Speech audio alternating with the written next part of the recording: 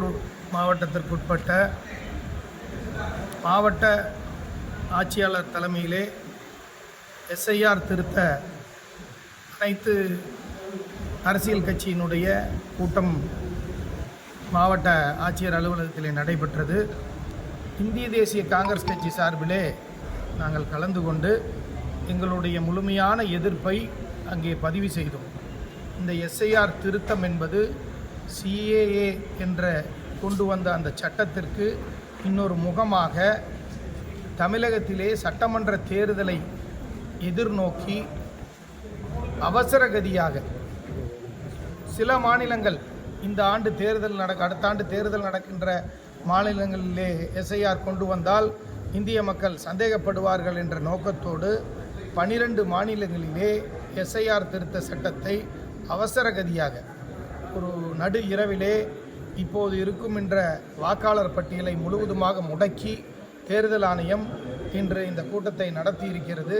நாங்கள் மாவட்ட ஆட்சியரிடம் கூறிய எங்களுடைய கருத்து என்னவென்று சொன்னால், குறிப்பிட்ட சமுதாயத்தை மனதிலே வைத்து சுமார் 25 லட்சம் வாக்காளர்களை நீக்குவதற்கும் அதேபோல 25 லட்சம் வாக்காளர் வெளி மாநில வாக்காளர்களை சேர்ப்பதற்குமான ஒரு முயற்சியாக இந்த எஸ்ஐஆரை எடுத்துள்ளார்கள். அந்த பிஎல்ஓக்கள் போகும்போது 3 முறை அந்த வீட்டிற்கு செல்கிறார்களா என்ற எந்தவித அத்தாட்சியும் நம்மிடத்திலே இல்லை.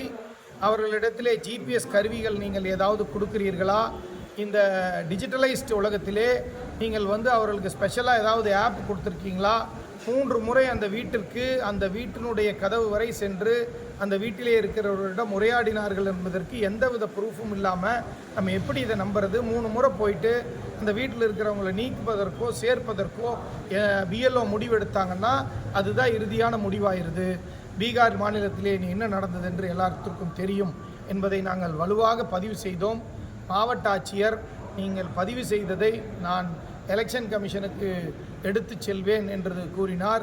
மற்றபடி அவரிடத்திலே எந்த பதிலும் எங்களுக்கு இல்லை. அதே போல் ஒரு கடைசி 5 நாளில் இப்போ திருப்பூரை பொறுத்தவரையிலும் இப்போ 25 லட்சம் வாக்காளர்கள்னு சொன்னோம்னா 5 நாளில் அந்த 25 லட்சம் வாக்காளர்களை எப்படி ஆன்லைனில் நம்ம பதிவு பண்ணி சேர்த்து முடிக்க முடியும் அப்படிங்கிறத நாங்கள் கேட்டப்போ அதற்கும் அவர்கிட்ட சரியான விளக்கம் இல்லை. இப்போது அவரை பொறுத்தவரையிலும் எலெக்ஷன் கமிஷன் இந்த கூட்டத்தை நடத்த சொல்லியிருக்காங்க, அனைத்து கட்சி கூட்டத்தை நடத்த சொல்லியிருக்காங்க, நடத்திட்டார். பட் நாங்கள் எங்களை பொறுத்தவரை